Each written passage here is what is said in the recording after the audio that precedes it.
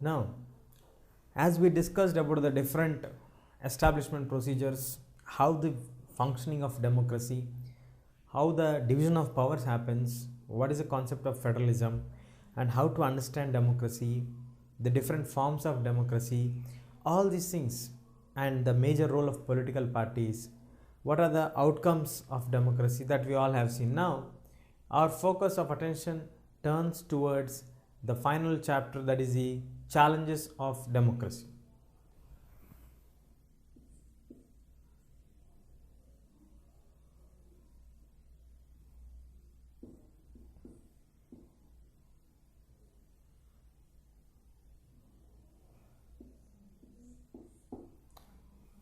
This is the 8th chapter. What we have is the challenges to democracy.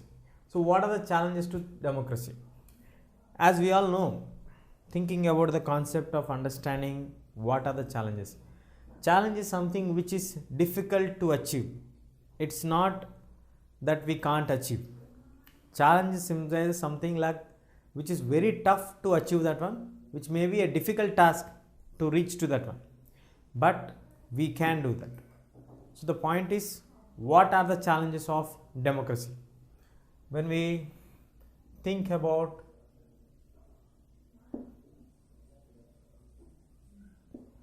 the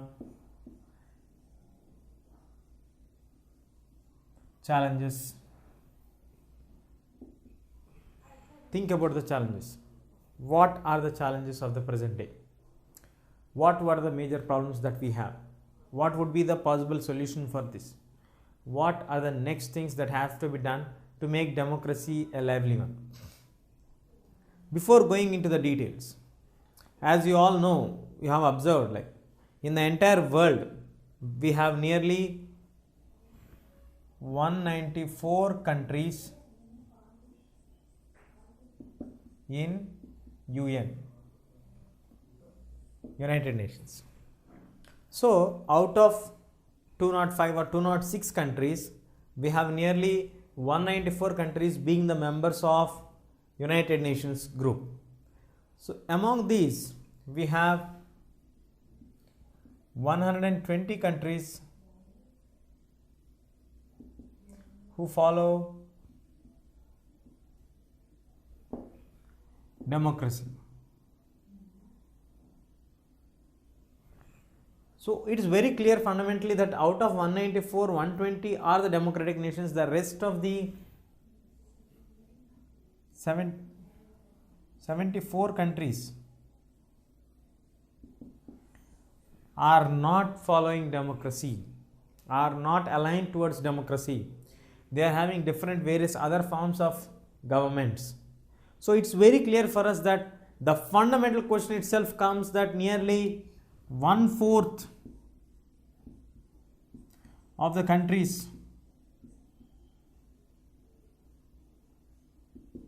in the world do not follow democracy. Nearly the 1/4 of the countries in the world do not follow democracy. So it is very clear and very evident for us that when it comes to democracy, or when it comes to the issue of the number of countries following or do not following democracy, following are 2/3, 1/3 of them still are in the starting stage of democracy. They need to get transformed from the existing form of government to the democratic structure. So this is called the period of transformation. So the period of transformation means like you need to have a clear transition from the existing form of government to the new form of government. So the first challenge which you need to understand is transition. Transition means a system of change. From where do you want it to be changed? What is the system that has to be changed? How can they change? What are the major things that need to be changed? Major things need to be changed is the form of government.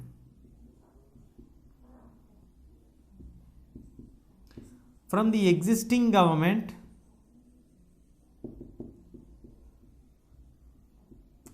towards democracy. Let us take few examples which we have around India. Let us take an example of Myanmar. In Myanmar, we have the military dictatorship taking over the power in the past 2 decades. So from the past 2 decades, they are still in the period of transition to come towards democracy. So it is the first fundamental concept is that they are not in a democratic structure. So in order to establish democracy itself is a big challenge for them. They need to fight the existing system in order to come across out of the reach, and then they can move towards to establish the democracy. The situations are turning completely changed and reversed because of the understanding of the situation. Now the point is, when we need to change, first of all you need to keep the military out of administration.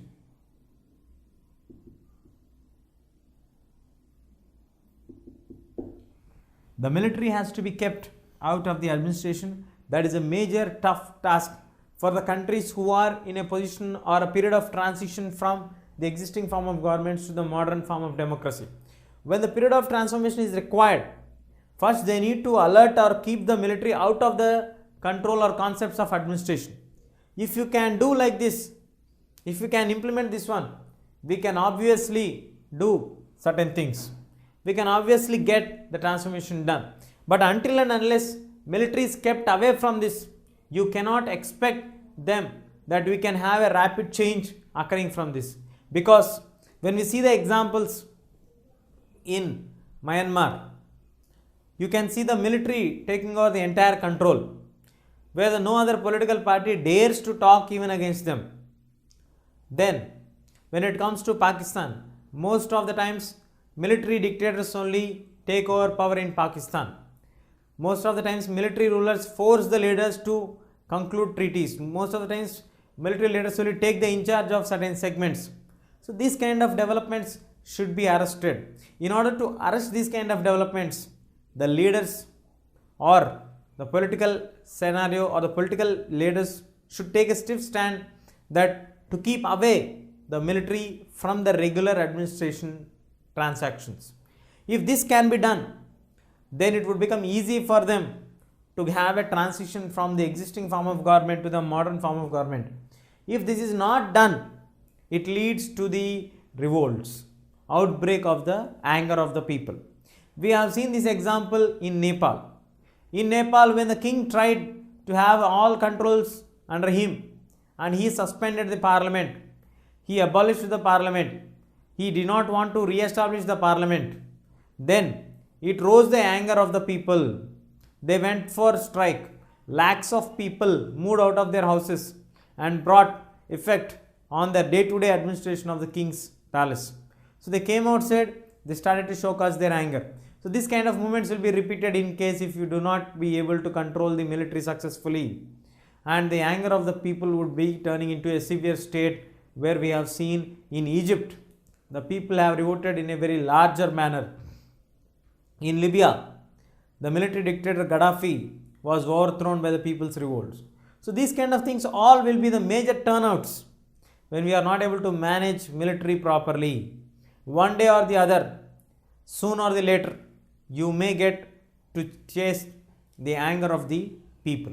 So these kind of things have to be addressed very seriously when the modern world is being changing very fast. And also we need to understand that the major challenge of any democratic country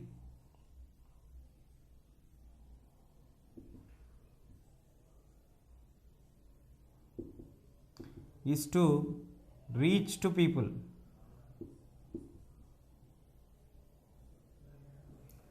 The major challenge for any democratic country is to reach to people. It has to be understood very clearly, because when we talk about the reaching to people, the point is the people are made compulsory to follow, to understand certain rules, certain guidelines in democracy. When the certain rules and certain guidelines are given in democracy and you are supposed to follow them, but you could not follow them, it means that we are in necessity to do certain changes. We must have certain clear pictures on what has to be done, because when I talk about the reaching to people, in reality, in practicality, democracy is a form of government which will be taken over by any of the political parties. So in most of the villages in India or any other village or agricultural backdrop country, people associate the government policies with the policies of the parties. They know government only through the terms of parties, only through the terms of the symbols. Let us take Congress. Congress is known to the common man only with the symbol of the hand. TDP is known to the common man only with the symbol of bicycle or the yellow color, or by the charismatic leader Mr. N.T. Ramarao. So all these things make a very clear picture for us that they are following or analyzing the political situations of any government basing on the party stands. They do not have a clarity on what a government is. They truly remember that parties do run the governments, but the fact is party once takes over the responsibility of the government, it is the responsibility of the government to ensure equality for all the people. It should not show any kind of favoritism to any sections of people or any group of people. This understanding has to be very clearly in depth to all the people. So the major challenge is not only for any newly established democratic country, but the most experienced countries and the largest countries in the world, USA and India, also do face this kind of challenges. And next, the major important thing what we have is the deepening of democracy. When we talk about the deepening of democracy, the democracy deepening has become very wide and very deep. Why it has to become very deep and very wide? As we discussed earlier, democracy is nothing but the best form of government of the modern day when it is compared with the previous forms or the dictatorship forms or any other existing forms. Why is it termed to be the best one? Because it provides opportunity for all the people to have their own say or understanding of the policies. If the people are not satisfied with the government, they can change the government or they can ask the government to change their stand on the policy, which makes it very clear for us that democracy is nothing but the clear representative of the people. But if people only do not have idea of what are their rights and what are their rules and what are the policies and what are the programs of the government, that obviously affects not only the government but also all the other segments which are connected with the people's day-to-day life. So it becomes very difficult, very tragic for the people to understand and analyze the practical situations which are happening in the government. So the deepening of democracy makes it very clear for the people to understand what actually the democracy needs, what you can do the best.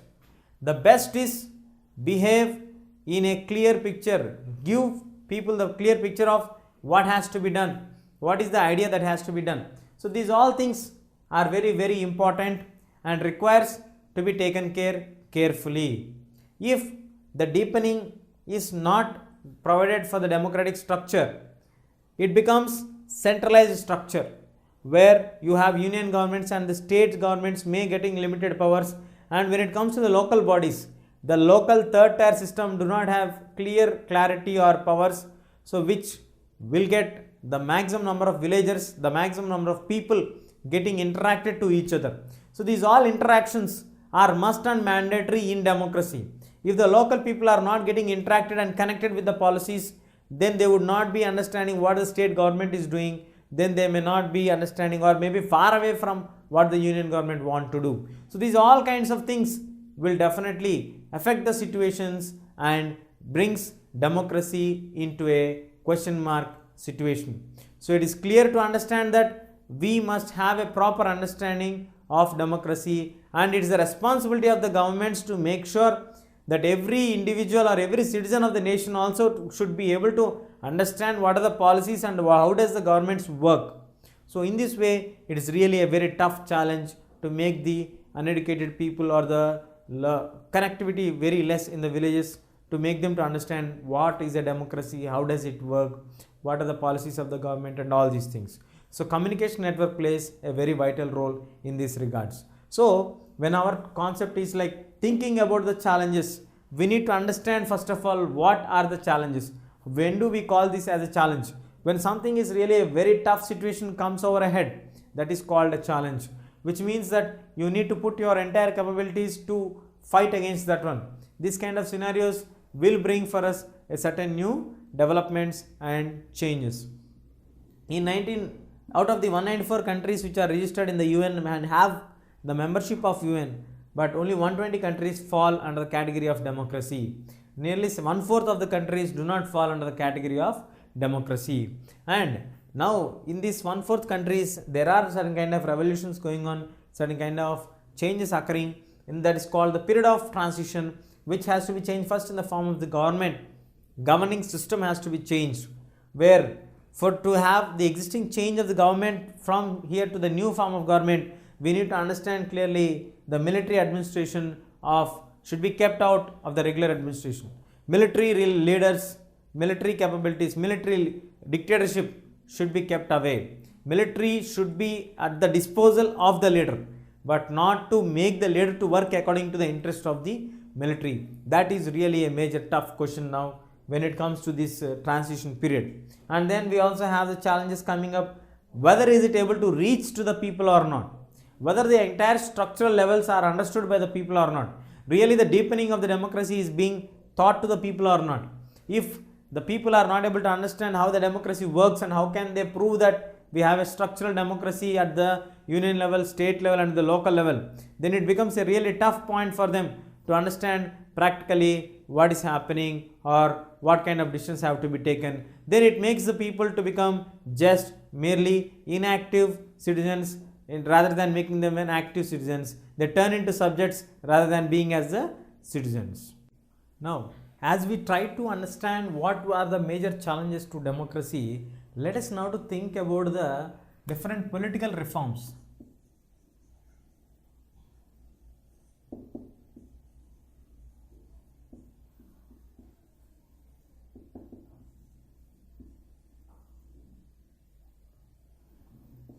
When we talk about the political reforms, you get the confusion, like when we are discussing about the challenges to democracy, we should discuss about the democratic reforms. Why are we discussing about the political reforms? So the democratic reforms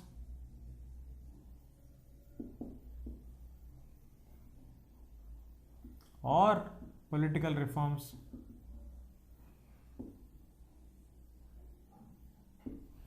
are meanwhile the same structure of set of rules. The point is, when you want to bring changes in democracy, you need to bring political reforms.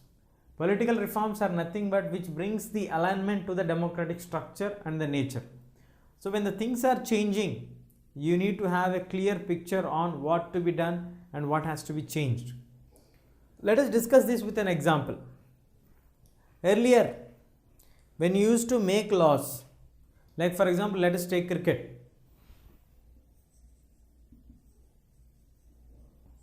In cricket, the rule of LBW, that is leg before the wicket. The rule of the leg before wicket has initiated or stopped the tactics which are played by the batsman, the bad tactics which are played by the batsman. But when you made this kind of rule, the tactics of the batsmen were arrested, but not the quality of cricket has been improved. The quality of cricket will not be improved basing on this method. The quality of cricket will be improved basing on the coach, basing on the sportsman spirit, basing on the work style, or basing on the practice of the players. So it cannot be said simply that simply if you make the political reforms, you can get the changes in the democracy. And one more fundamental question what we all need to remember while we are giving anything is, the same recipe do not work for every curry. For every curry you have a special recipe that has to be done. So there is a special recipe for chicken, there is a special recipe for mutton curries, there is a special recipe for the vegetarian curries. So we cannot have the same recipe for all the curries, whatever you need, you follow the same formula for everything. So in the same way, we cannot give the same set of rules or practices to have for all the countries. Some may be appropriate for certain countries, some may not be appropriate for certain countries. So depending on the situation and depending on the scenario, it varies from place to place, it varies from situation to situation. So now the question is whether we are able to get the quality of output, the quality of democratic structure done effectively or not.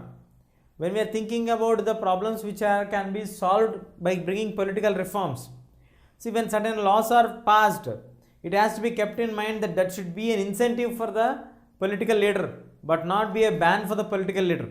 A new law was passed in certain states where if you have 2 children, more than 2 children, you are not allowed to participate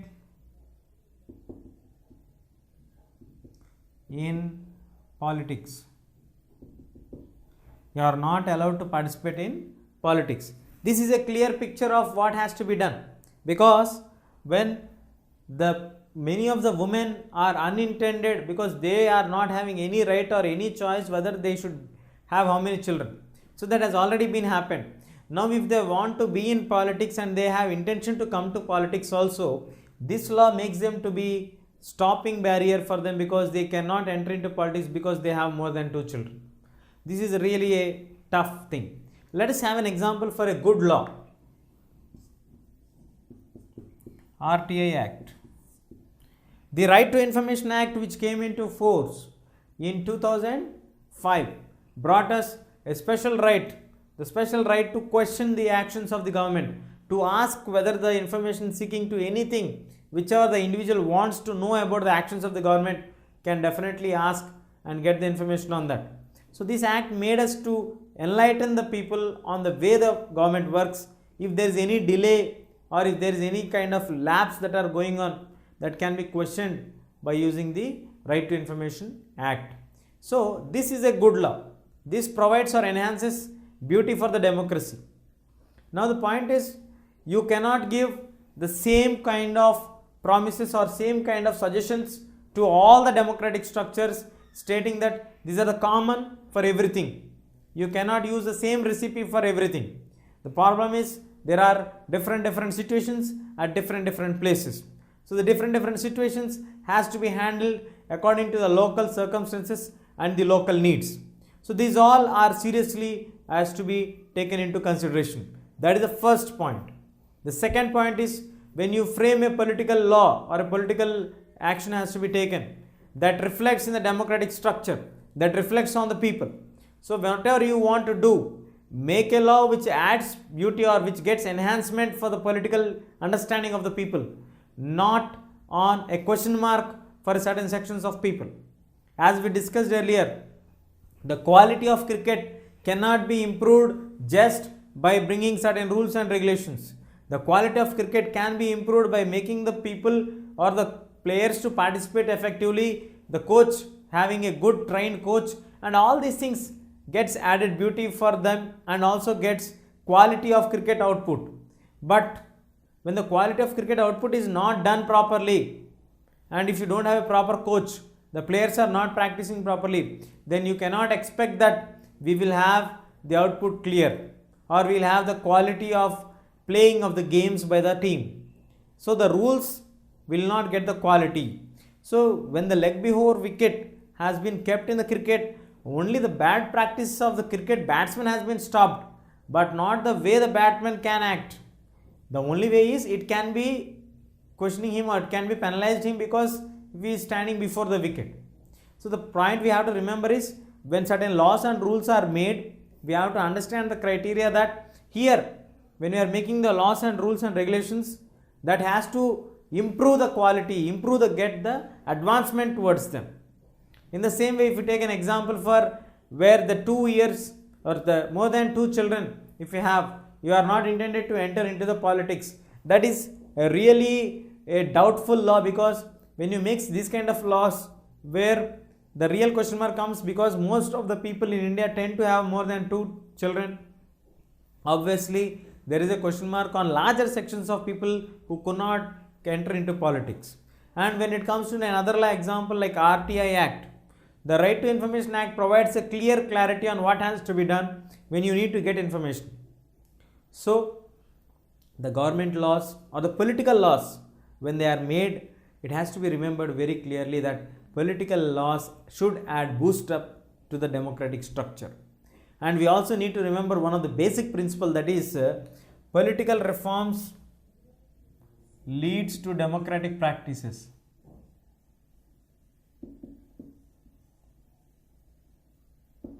So the political reforms and democratic practices are somewhere interconnected with each other. When it is interconnected with each other, we need to understand that the political reforms or the political laws, political changes, political rights, whatever you want to bring, it will be reflected in the democratic practices. Ultimately, our target is to arrest the challenges to democracy, or to effectively deal with the challenges of democracy. When you are dealing with the challenges of democracy, the best machinery is to have political laws. But at the same time, simply just making a political law or a law cannot arrest any kind of situations which are in the undemocratic practices. You need to make the people aware of the situation. You need to make them to understand the situation. Then you can expect certain amount of change with the legal support of the law which is made.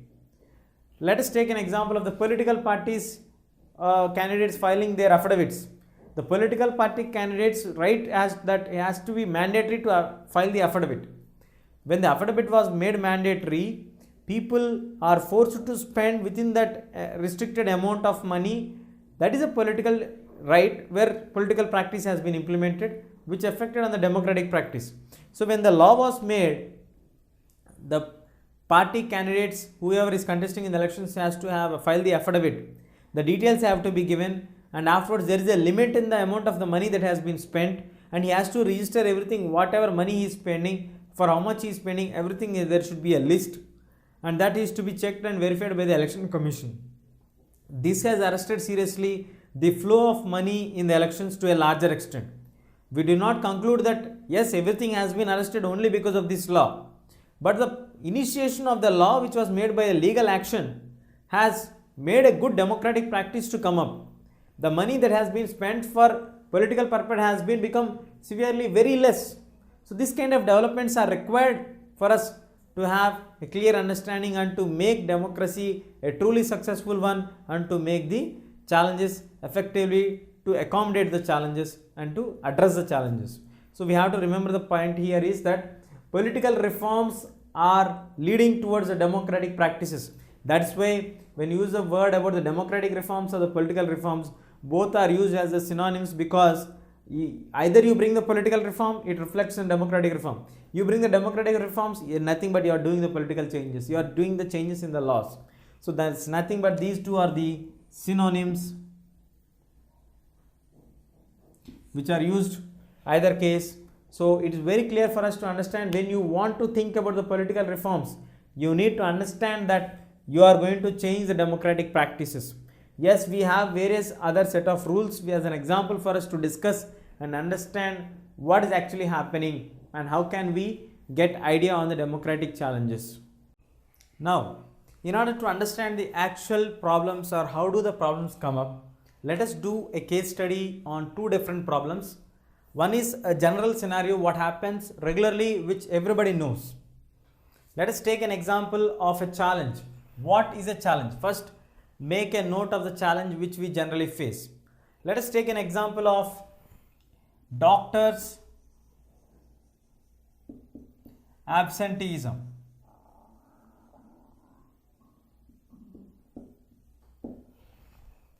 The doctors' absenteeism means most of the doctors are not found at the particular respective places wherever they are posted. This is not just a talk or generally an observation. It is a report submitted to the Uttar Pradesh government. Now let's make the problem a little bit elaborate so to understand the actual what's happening or what is the problem now. Let us see here. UP government, Uttar Pradesh government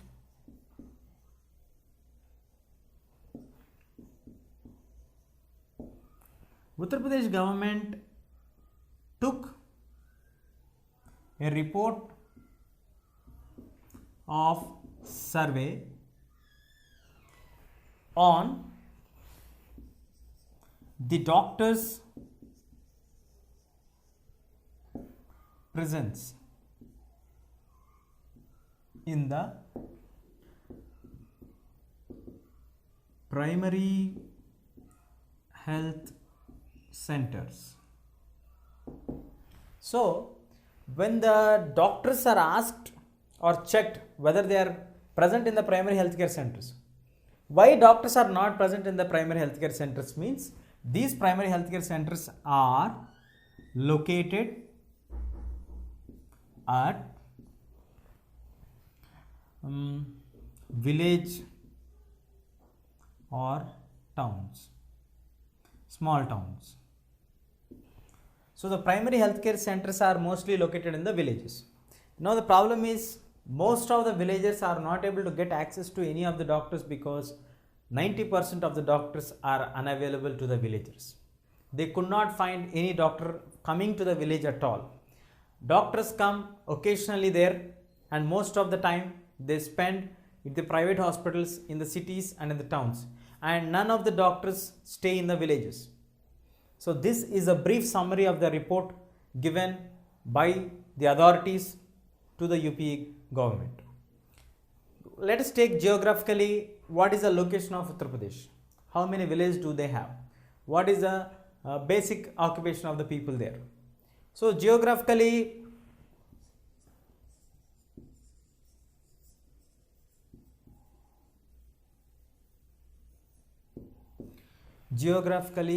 the village UP is very large state. Sometimes it is 2 times the size of Bangladesh. It is larger than a country. So you can understand that the length and breadth of Uttar Pradesh is very wide. And when it comes to the administration or their backdrop of work,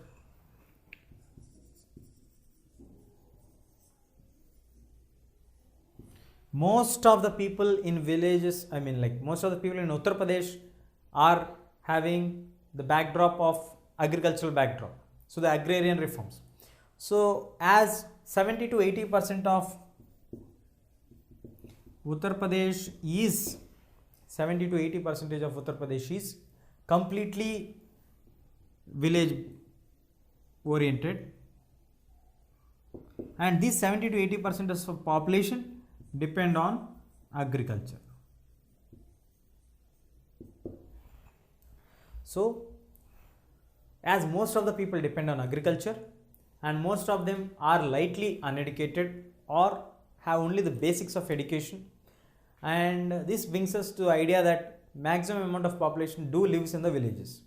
And actually also in Uttar Pradesh we have more number of villages in the count. More than 3 lakh villages are found in Uttar Pradesh only.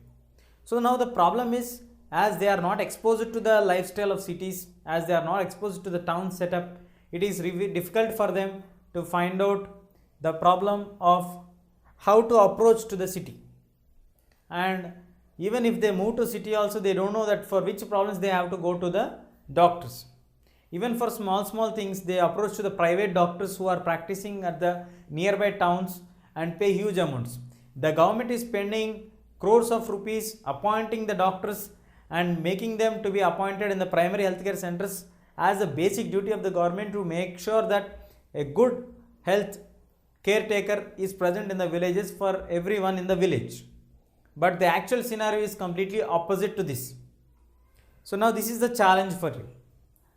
What should be made to make the doctors available to the people in the villages, especially in the primary healthcare centers?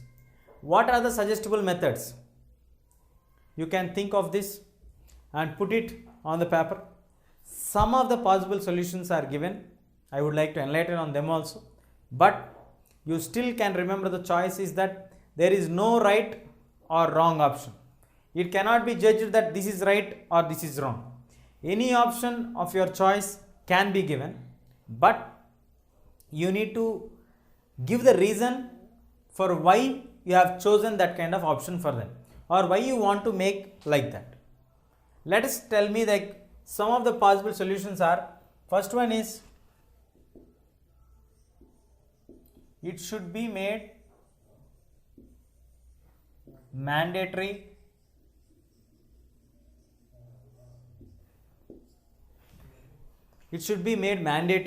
for all the doctors to stay in a village for a stipulated period of time, and if they do not follow these rules, or if they are not participating or not being in this one, automatically it should be a question mark to them, like why are they not accepting this one, why are the things not going on in right, what is the basic problem that they do have. These all things have to be questioned seriously, these all things have to be addressed seriously, then only we can expect some kind of new changes, possibilities that can come. So the one most suggestible method or advice that can be given for the UP government when it comes to the issue of this doctors absenteeism, one is it has to be made mandatory for all of them, and compulsory they have to be present daily in the hospital. We have to take an attendance for them. We can advise that they should make a report or daily send a mail to make sure that they are present there, or what are their observations. We need to get the daily feedback. So all these things can make certain better steps. As I told you all earlier before also, that there is no step that can be said right or that can be said wrong. You can give n number of suggestions. I would like to give some of the suggestions which are noted down for us in the book. And some of the other suggestions is that we can also have the report by the village sarpanch on checking or understanding, or just put in words like whether he is coming or not. If the doctor is not attending on so and so date, what is the reason for that?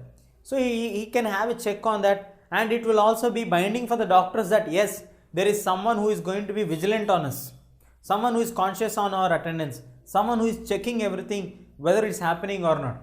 So these steps may also make doctors to be a little bit alert. And the other major suggestion what we can give is that like district officials should make surprise visits.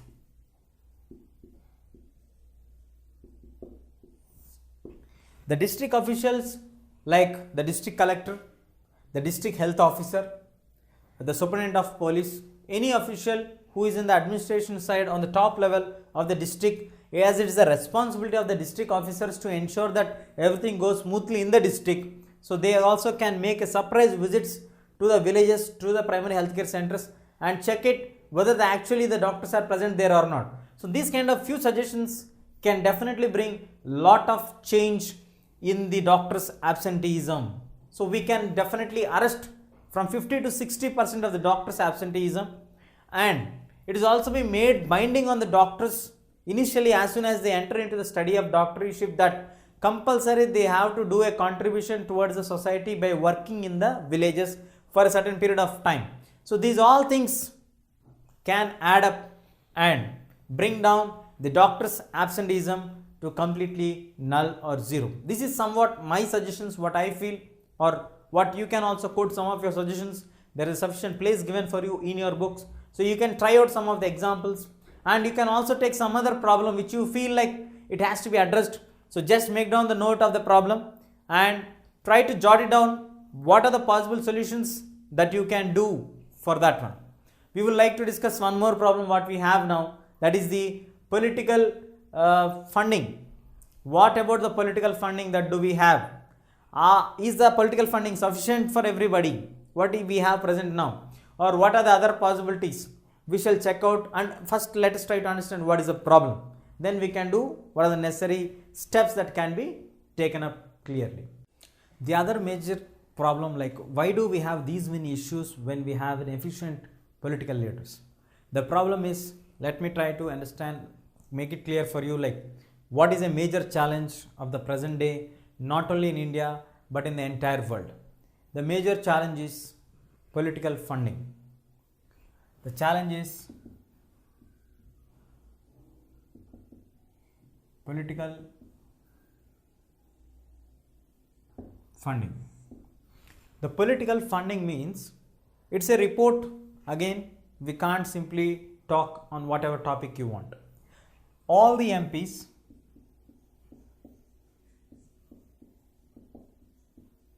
all the member of parliaments are having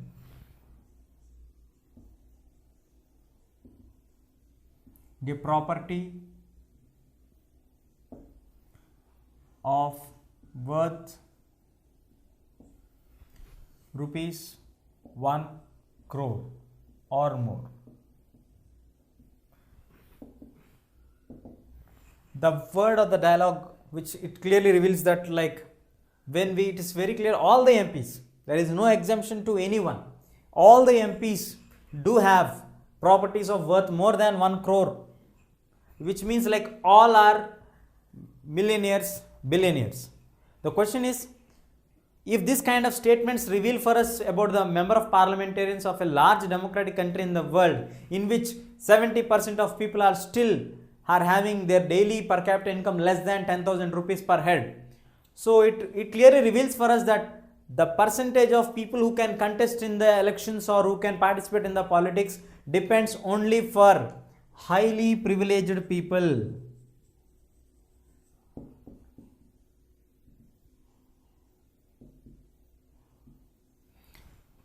My intention in getting the highly privileged people means the people, those who are filthy rich.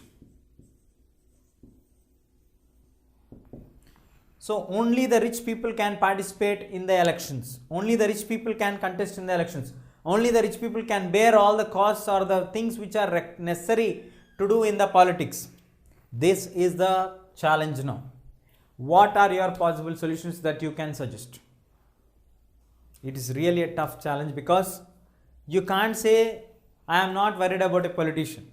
Tomorrow, if the same politician, let us put the politician name X, he is funded or he is a filthy rich person, he comes into power, he acts around the way which he looks from his childhood.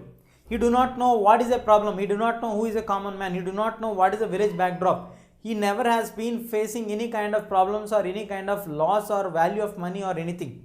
He was born and brought up with a silver spoon or gold spoon, and he has everything whatever he needs. So he does according to his own ideology.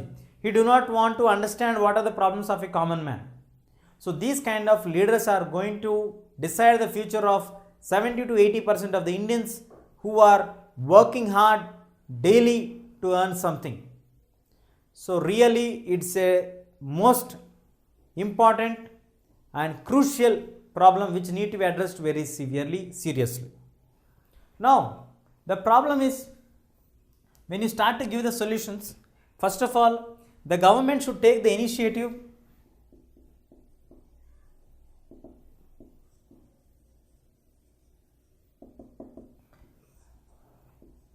to bear certain amount of money as an election cost for the people, whoever want to contest. So this breaks the barrier that only the rich people can contest in the politics, rather than that poor people also, the person who is not owning crores of properties also can participate in the elections. This can be broken only by the government's initiative, that making like at least some amount can be sponsored by the government to participate in the elections. The second major thing what we can do is public finance. We can keep all the records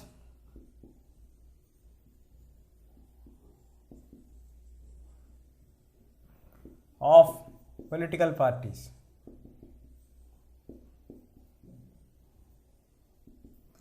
So the record of all the political parties should be kept outside to understand actually what is the political funding of the political parties. Who is donating for the political parties? How much are they donating for the political parties? How much ever they want they can donate, but it should be public. It should be clearly available to all of them, so that they can understand actually what's happening there, so that they can analyze what's happening for them. So these all understandings will reveal for us clearly what is happening for them. So this makes it very clear for them to understand what is the problem, what is the solution, what can be done better, what are the possible things that has to be made clearly. So all these things are necessary. Then when we talk about the other things of encouraging the common man coming into politics, the third or fourth point we can take as citizens' contributions.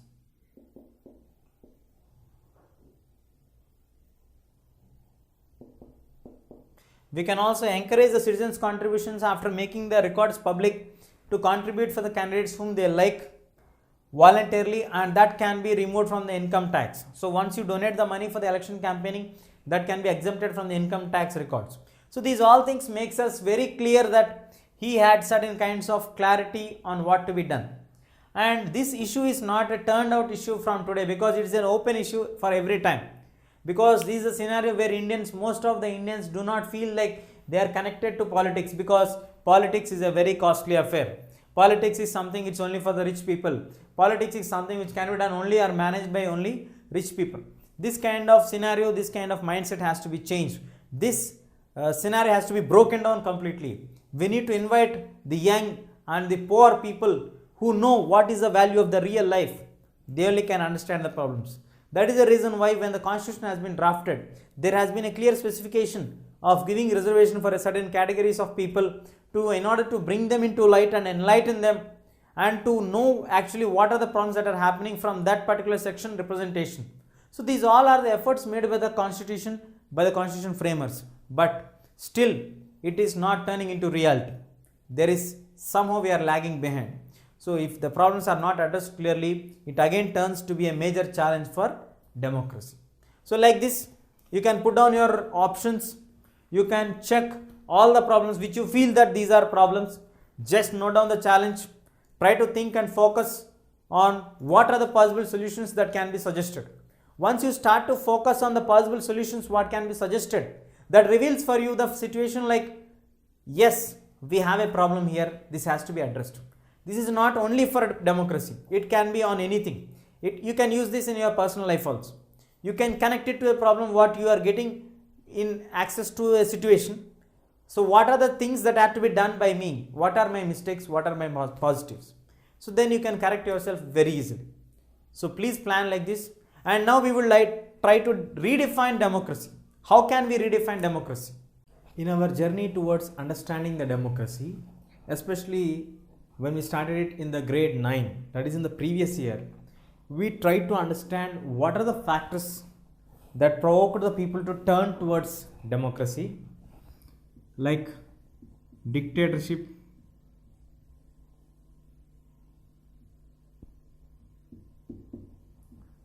versus democracy. Once we understood clearly that dictators cannot be further accepted, because in the modern days we need to understand that everything, whatever it happens, it is for the benefit of the people. So today the governments should run with the guiding principle of responsible and taking care governments, or who tries to do best for the people. That is the reason why they are also known as representative governments. So when we talk about responsible representative, responsible governments means what? Responsible for whom? Responsible for people. Representative, whose representatives are these people? Here also the same, these people are the representatives of the people. So when we talk about the representative governments, when we talk about the dictatorship governments, there is slight variation here. Dictatorship is something which the leader wants to do. Democratic governments is something which the people would like to have on their side. It's very clear. So the leaders are elected by the people. The leaders will be given the choice to rule only with the consent of the people. So the underlying power factor for democracy is the consent or the approval of the people. the consent or the approval of the people. So these all things are the basic factors what we have decided. Then we already have clearly stated that we need certain specifications. We would like to understand clearly what the political parties do, how the election procedure works, how is the time period bound for elections, why is it mandatory to conduct elections after a fixed period of time, and how do really the people exercise their political rights. After discussing all these things, we would be able to understand the two basic factors of democracy are political parties, the other one is the elections. So neither political parties nor elections, any one is absent, obviously it would lead to the destruction of democracy. Either the elections or the political parties are delayed, but there is democracy. But in case neither the political parties are there nor you have elections, then you completely understand that there are no democratic structure existing in that particular country. We have also seen various struggles which are faced by the people.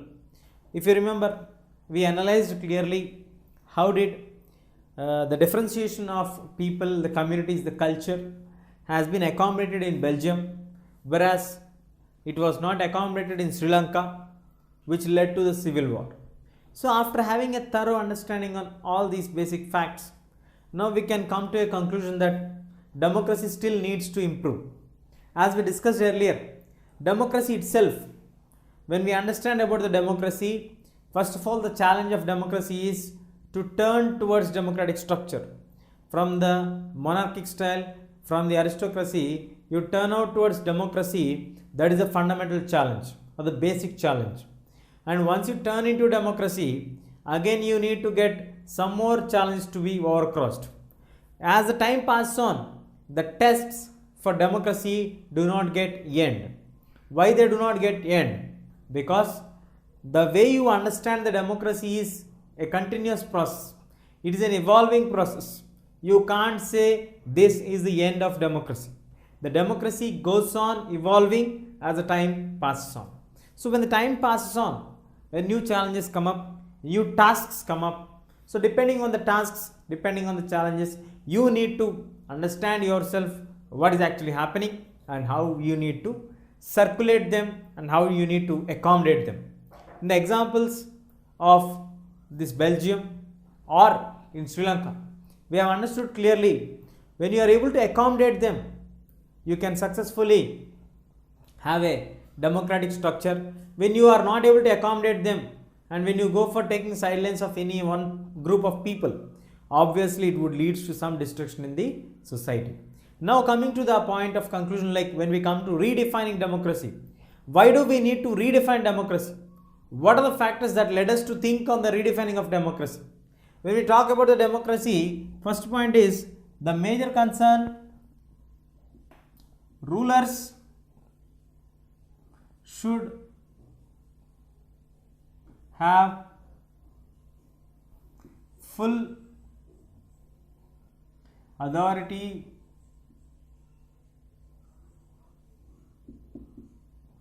to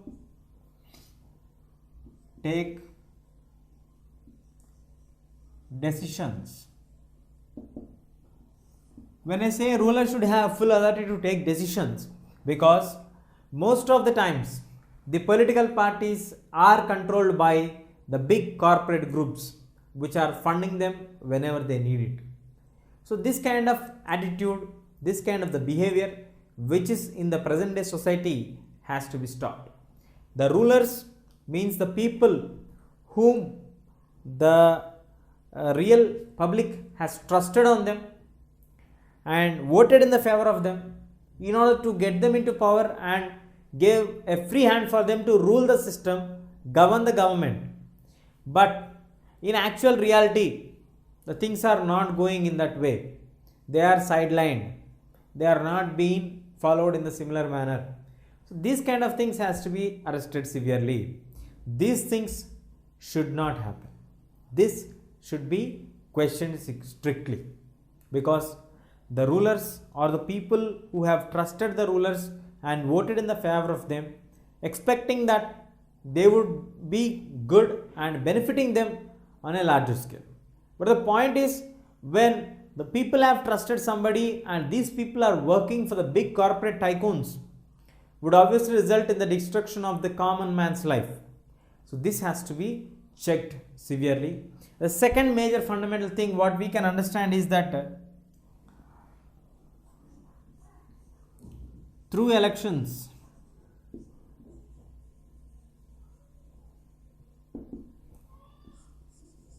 the people should be given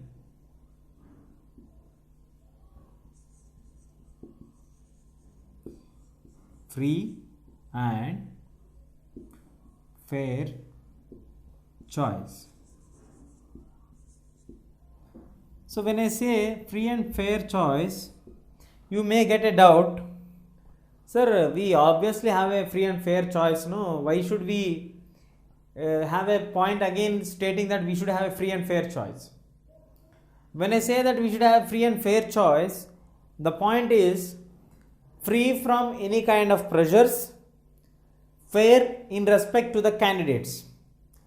Fair means they should not be having any kind of criminal records, they should not be alleged of any kind of scams, they should not be having coming from the multi-business group people where they even don't know what is the problems that a common man do have. When you become a parliamentarian or when you become a member of a legislative assembly and you are born with a filthy rich and you don't know how does a common man face a problem and your name is involved in various scams, you are having some criminal background record.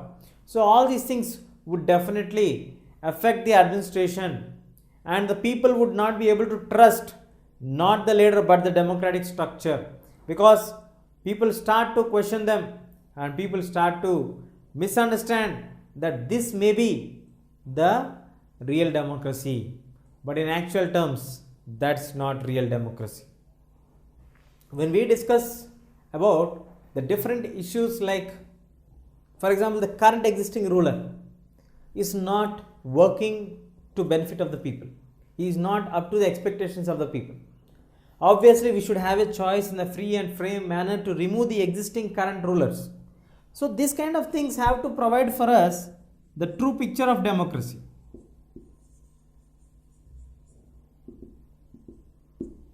So when the current rulers are not being given the chance, or when the people are not given chance to eliminate the current rulers, obviously it does not fall into the category of true democracy.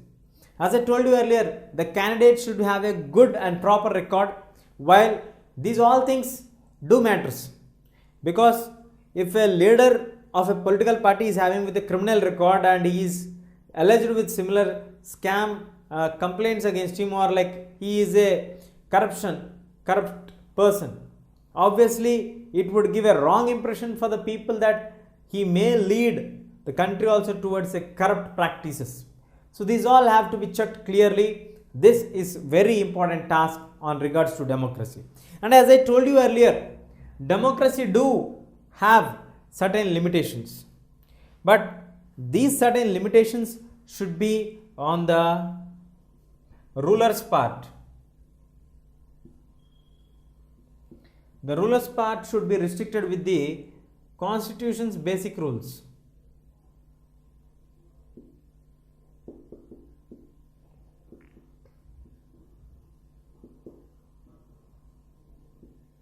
So the constitution's basic rules have to be questioned clearly, and people should be given the choice to elect the leaders freely and fairly. We should have a clear alternative. For example, if you don't like the existing rulers, you need to understand that clearly that you are having a choice of the other alternative. And when we talk about the rules part, the restriction or the restriction coming, the constitution has provided for a certain basic rules, basic structure of the constitution, which everybody has to adopt it and follow that. When we don't have that kind of nature and attitude, it is very, very difficult to survive in that kind of structures, which is obviously leading towards dictatorship or aristocracy. So now the question is, how do you define democracy? We have seen the previous definitions of democracy, like rule by people, of the people, for the people.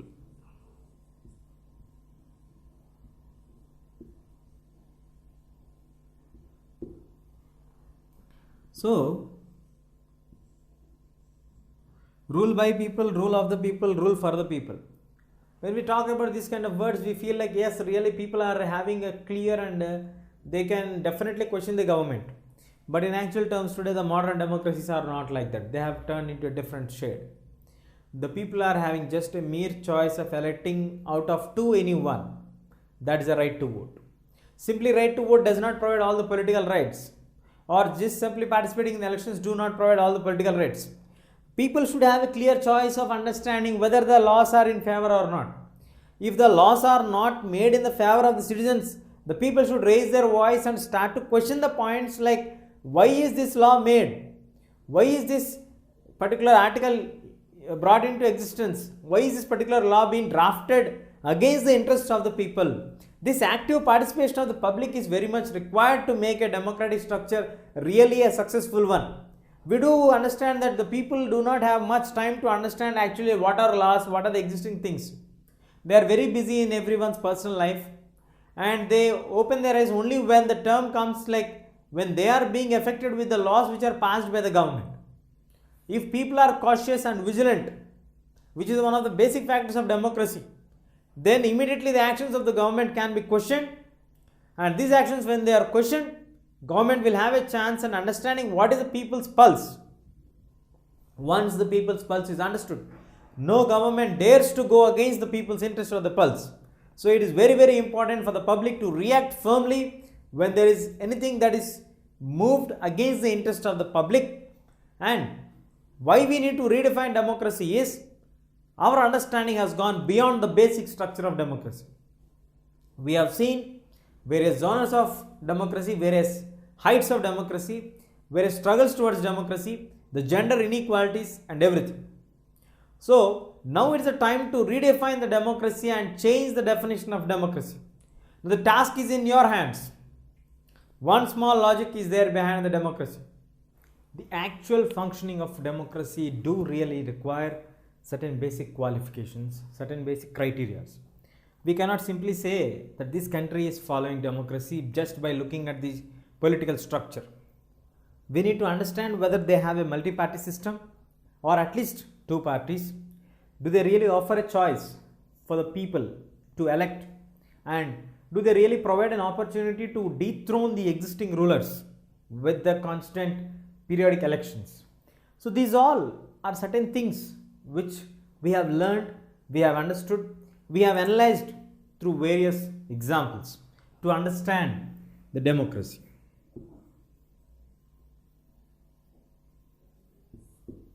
So, democracy is the real-time experiment which continues to be evolving continuously as the time passes on.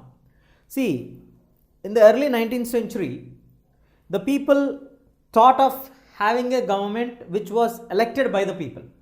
People had a wish or a dream to have an election or to have the system of governance which is having people imbibed in them, where people are well connected with that. Where do people have a clear choice to do whatever they want? Like they like the leader, they would continue. If they don't like the leader, they would remove. This was initially dream. So once the democratic structure has been set up and people have decided to go with this kind of government, that came into existence is the democracy. When again, in the ancient period to the modern period, we have the diversion of the democratic structure from the direct democracy to the indirect democracy. Well, in direct democracy, you need to understand it very clearly that indirect democracy that was happening in Athens, Sparta,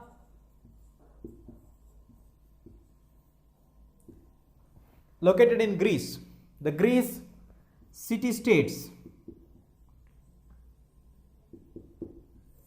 So the Greek city-states are nothing but small independent nation states which were very small. The population was more than or equal to less than 5,000 people.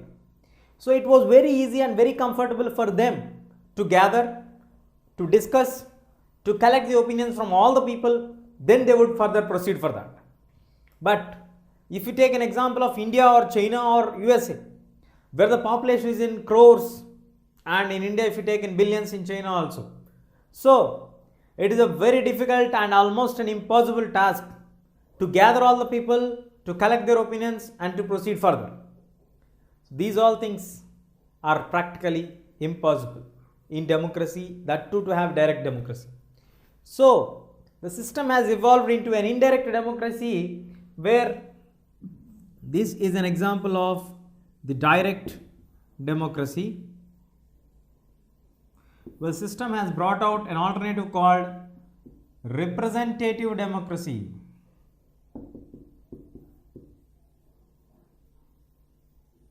Or we also further call it as indirect democracy. So this indirect democracy or like representative democracy, it is very clear and we need to understand it that practically to gather all the people on the modern day, it's a very difficult and practically impossible task. So they decided to have a representatives for a group of people who would further represent them in the larger community. Let's take for example the states of Andhra Pradesh or Telangana, or in any state in India. We have elections for every 3 lakh people. We have one representative, the member of the legislative assembly, who represents that particular section of people in the state assembly. When we talk about the parliamentarians are the people who are representing nearly 20 to 21 lakhs of people at the parliament house. It may be in the Lok Sabha or in the Rajya Sabha. Do Rajya Sabha have indirect elections? But in Lok Sabha, if you take into perfect people's representatives group, they are representing nearly 20 lakh people. So under each MP, we have again 7 MLAs nearby coming into the different segment regions. So a state has a representation for 3 lakh people, whereas in the center we have for 20 lakh people, the clear variation of one representative there. So it's very easy to have representatives in the modern days. That is the way the democracy got evolved from the generations to the next generations. So democracy is from the great olden days. We have it from the times immemorial, like from the 4th century or the 3rd century BC. But in the modern days, the shape of democracy has changed. The complete structure has been modified. Today, the people have become very active. Today, the people are having fundamental rights, basic rights, where they can question any actions of the government. If necessary, they can move to the court to check the actions of the government. So these all things are getting modified and added up for democracy. So the real beauty of democracy is understanding democracy and make the democracy getting deepeningly understood by the people. When we talk about people understanding democracy deepeningly, deeply, the word deeply means here is not the depth of the ocean or the depth of something else. Understanding practically how does the democratic government work. Is it just our duty finishes when we put on our vote and there ends the matter? No. Your duty starts with the time when you put on your vote. From then onwards, whom you are going to elect, whether the person is an eligible person, appropriate person or not. After the time passes on, how is the government is going to be formed, which party is going to take the initiative, who is going to be the ruler, who is going to head up the government, what are the policies that are framed, what was mentioned in the election manifesto, whether they were able to fulfill them or not. In case if they are going against the interest of the people, we have to question them, we have to put the public interest litigations, we have the opposition parties to address the issues.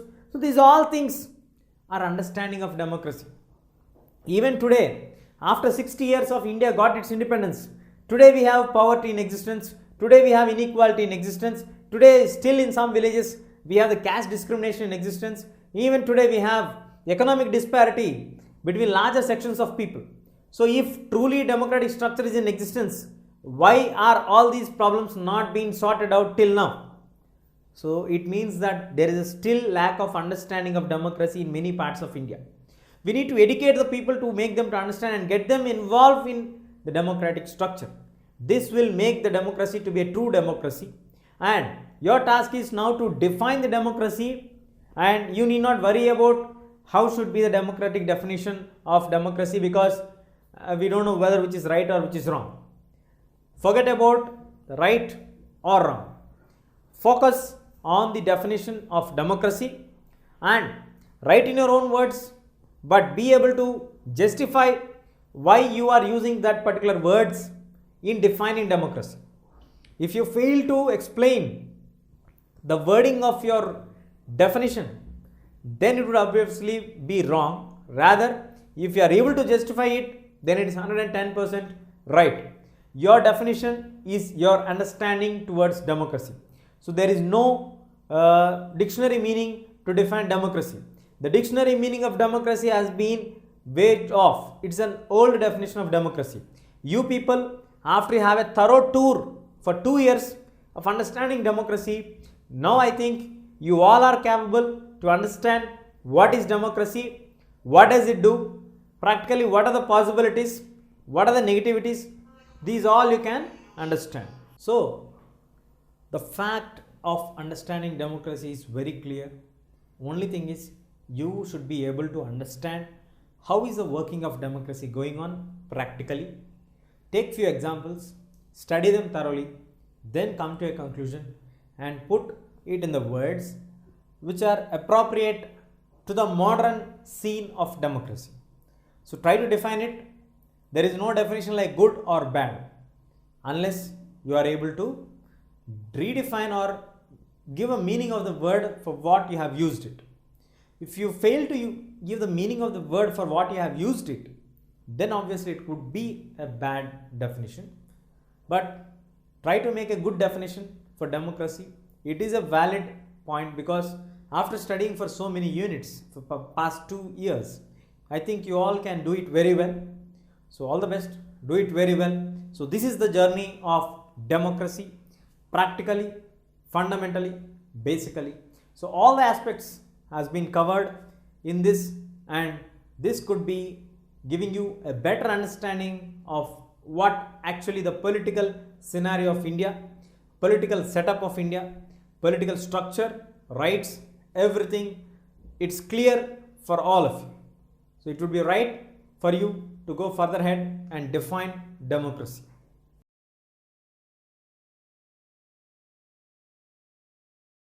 If you like this video, please give a thumbs up.